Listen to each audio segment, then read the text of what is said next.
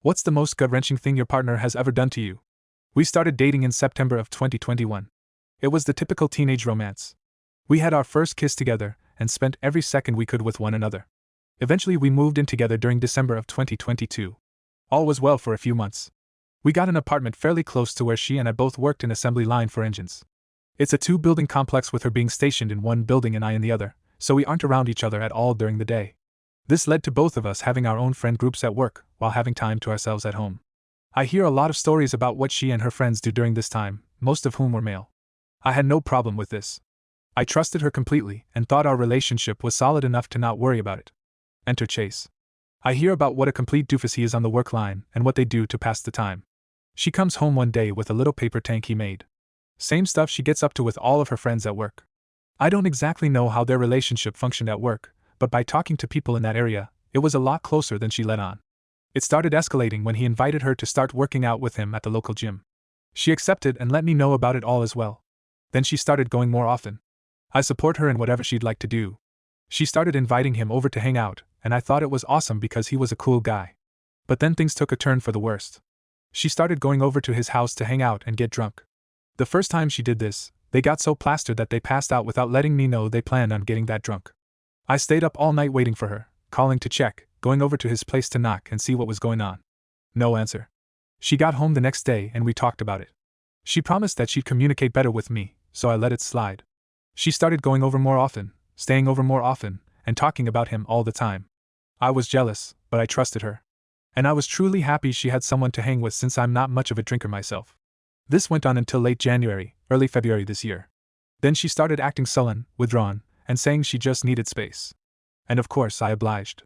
During this time, she told her best friend that at a night over at Chase's herself, his girlfriend and another coworker all got hammered and blacked out.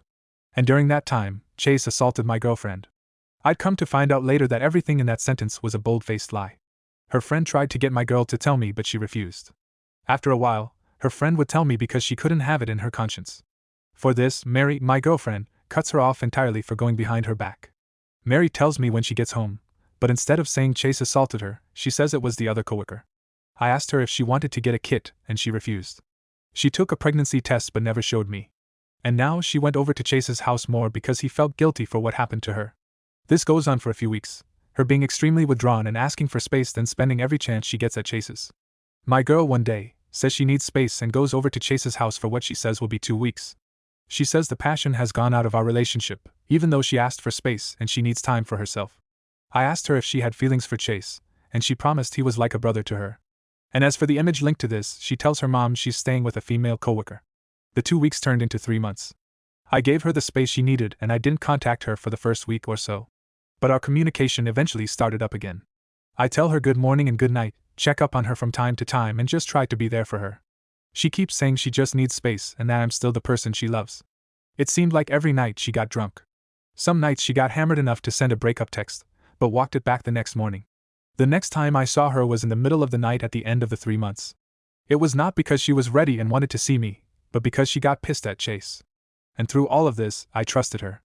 I told myself she hadn't done anything to not be trusted. I asked if she had feelings for him, and she still said no, despite her going out on dates with him to museums and dine-in plays, which she framed as class projects for his college. That's when things started to fall apart for us. We went to get groceries together, pick up her prescription, and stopped by to get cat litter and some plants for her garden on our balcony. She was about to leave and go back to Chase's house when I got the bright idea to check her phone. I opened her messages with Chase, and they were surprisingly short. It looked like a lot of them had been deleted.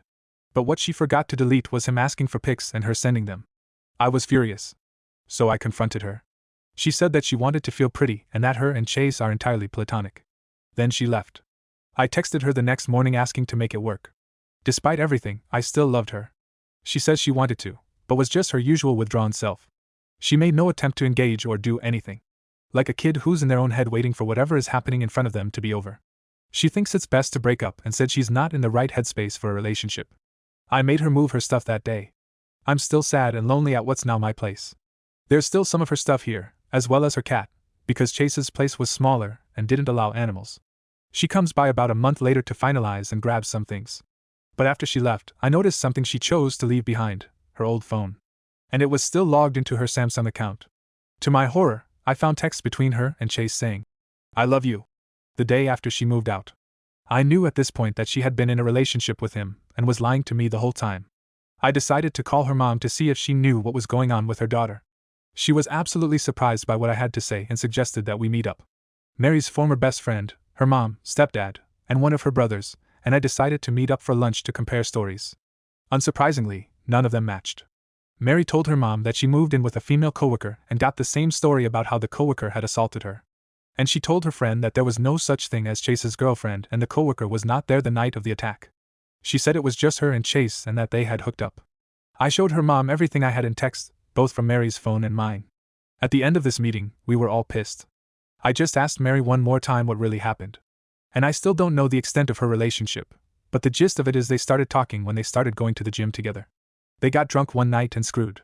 She felt guilty, tried to say it was assault, but still wanted to be with him, and it escalated to a full-scale relationship. She resisted telling me all of this at first, trying to blow me off and say she'll block me, but I got the answers I needed. At this point, everyone is done with her. All of her former friends have blocked her. Her mother wants nothing to do with her, and she just got fired from her job.